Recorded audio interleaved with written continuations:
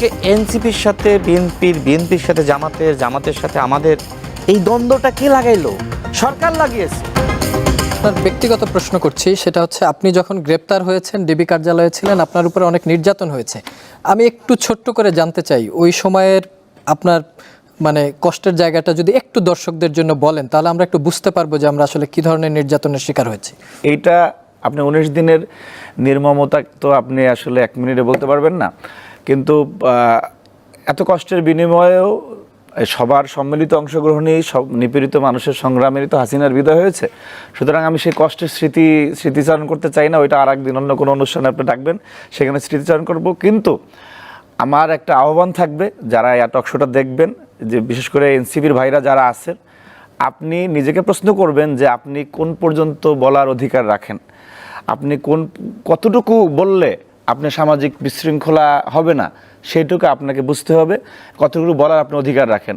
এবং দয়া করে এই আওয়ামী লীগ যে স্টাইল মুক্তিযুদ্ধের চেতনা বিক্রি করতো, আপনি জুলাইয়ের চেতনা বিক্রি করে বাণিজ্য করবেন না বাংলাদেশে।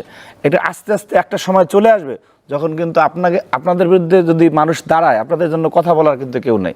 হাসিনার ইন্ডিয়া ছিল, আরও অনেক স্টেক হোল্ডার তাদের আছে, কিন্তু তোমরা যদি মনে করো বিপদে পড়ো, তোমাদের জন্য কান্দার কিন্তু বাংলাদেশের লোক থাকবে না। সুতরাং বি কেয়ারফুল ভাই, তোমরা ক্ষতিগ্রস্ত হয় আমরা চাই না, কিন্তু অনুরোধ থাকলো সীমা লঙ্ঘন করো না। নিশ্চয়ই সীমা লঙ্ঘনকারীকে আল্লাহ পছন্দ করেন। আগামীতে এই আমানুল্লাহ আমানরা বা আপনারা যে ধরনের নির্যাতনের শিকার হয়েছেন, আপনি নিজে যদি কখনো এমপি হন বা সংসদে যাওয়ার সুযোগ হয়, এই বিষয়গুলো নিয়ে কি ধরনের চিন্তা থাকবে আপনার? দেখেন, আমি 2018 সালের কোটা সংস্কার আন্দোলনের সময় অ্যারেস্ট হয়েছিলাম। ওই সময় আমি টানা 15 দিন পুলিশের রিমান্ডে ছিলাম এবং টোটাল 19 দিন, 18 থেকে 19 দিন আমি পুলিশের হেফাজতে, রিমান্ড সহ। তো রিমান্ডে নিয়ে অত্যাচার করে, এটা বাংলাদেশের বাস্তবতা। এটা আওয়ামী লীগের সময়ে যারা রিমান্ডে গিয়েছে প্রত্যেককে অত্যাচার করেছে না, কিন্তু এই বাস্তবতা কি চলমান থাকবে কিনা? হাসিনার পুলিশ এতটাই খারাপ ছিল, এতটাই মানে ওদের বলা যায় না, ওরা কোনো পুলিশ না, ওরা ছিল হায়েনা, ওরা ছিল শকুন। তো আমি একজন আমার উপর যে অত্যাচার করেছিল এডিসি ইশতিয়াক আহমেদ ইতিমধ্যে অ্যারেস্ট হয়েছে আন্তর্জাতিক অপরাধ ট্রাইব্যুনালে, তার নামে মামলাও করেছে। আশা করি তার শাস্তি হবে। তবে এর মূল মাস্টারমাইন্ডকে হাসিনা। আমরা ইনশাল্লাহ, যদি আল্লাহ মহান রব্বুল আলামিন যদি আমাদের সুযোগটা দেয়, এই বাংলাদেশে আর রিমান্ডে কেউ অত্যাচারের শিকার হবে, কারোর উপর নির্যাতন করা হবে, সেটি হবে না। আমন ভাই যেটি বললেন, হয়তো রাগ ক্ষোভের জায়গা থেকে বললেন এনসিপির ভাইদের উদ্দেশ্যে। আমি বলবো, দেখেন, আমরা সবাই কিন্তু ভাই বন্ধু, একসাথে কিন্তু আমরা লড়াইটা করেছি। তাদের বিপদে, অবশ্যই তারা বিপদে পড়লে আমরাই পাশে দাঁড়াবো। আমান ভাই যাই বলুক না কেন, সেই কিন্তু পাশে দাঁড়াবে। তা আমার প্রশ্ন আছে যে আজকে এনসিপির সাথে বিএনপির সাথে জামাতের সাথে আমাদের এই দ্বন্দ্বটা কে লাগাইলো? সরকার লাগিয়েছে।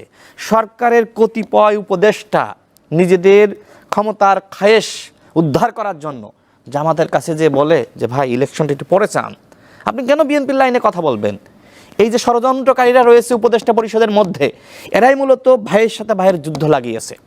এরাই আমাদের অনৈক্য নৈরাজ্য সৃষ্টি করেছে। এই জন্য আমরা বারবার বলছি যে ডক্টর ইউনূসের উপদেষ্টা পরিষদের সংস্কার দরকার। 18 সাল থেকে দেখেন একটি পাটচক্র আছে বাংলাদেশে, যারা 1-11 ঘটিয়েছে, অর্থাৎ বাংলাদেশে বিরাজনীতিকরণের সূচনা করেছে। সেই তাদের খপ্পরে পড়েছে এই উপদেষ্টা পরিষদ। এরা আরেকটি বিরাজনীতিকরণ করতে চায়। এরা রাজনৈতিক দলগুলোকে বাদ দিয়ে নতুন নতুন দোকান খুলতে চায়। হ্যাঁ, এরা মনে করে যে বিএনপি খারাপ, জামাত খারাপ, গণ অধিকার পরিষদ খারাপ, পুরাতন দল মানেই খারাপ। সুতরাং এই খারাপদের বাদ দিয়ে তারা নতুন ভালোদের আনতে চায়। আর ভাই, বাংলাদেশে ভালোটাকে আমাকে দেখান তো। সবার ভিতরে কম বেশি ভালো খারাপ আছে।